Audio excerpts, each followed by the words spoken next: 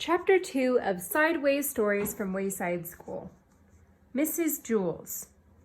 Mrs. Jules had a terribly nice face. She stood at the bottom of Wayside School and looked up. She was supposed to teach the class on the 30th story.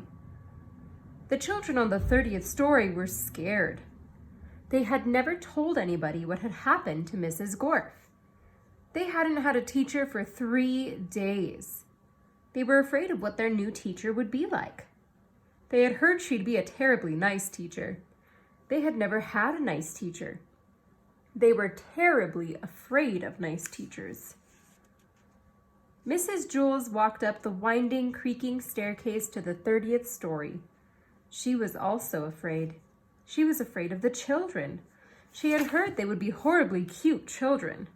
She had never taught cute children. She was horribly afraid of cute children. She opened the door to the classroom. She was terribly nice. The children could tell just by looking at her.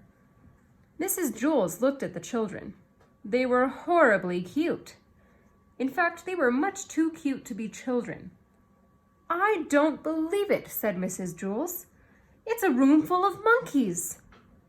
The children looked at each other. They didn't see any monkeys. "This is ridiculous," said Mrs. Jules. "Just ridiculous. I walked all the way up 30 flights of stairs for nothing but a class of monkeys. What do they think I am? I'm a teacher, not a zookeeper." The children looked at her.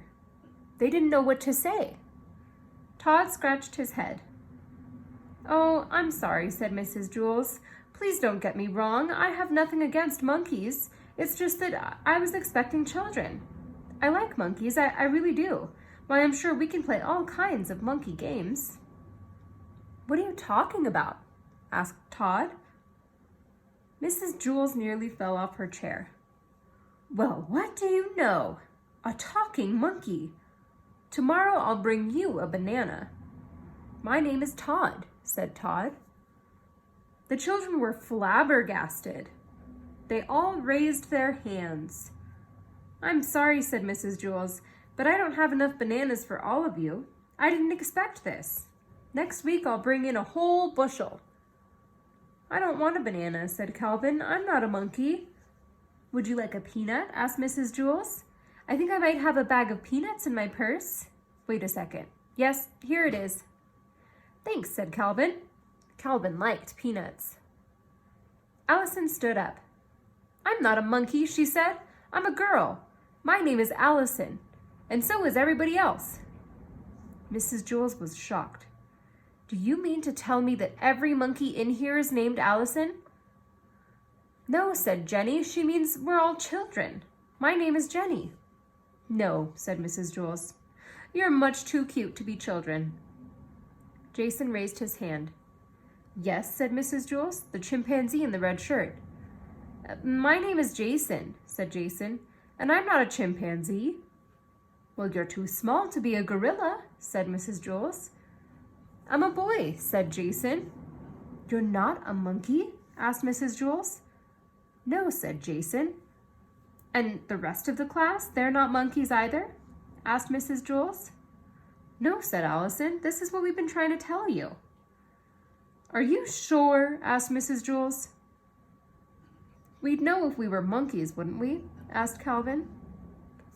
"I don't know," said Mrs. Jules. "Do monkeys know that they're monkeys?" "I don't know," said Allison. "I'm not a monkey." "No, I suppose you're not," said Mrs. Jules. "Okay, well, in that case, we have a lot of work to do. Reading, writing, subtraction, addition, spelling.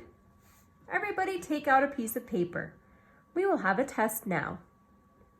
Jason tapped Todd on the shoulder. He said, "Do you want to know something?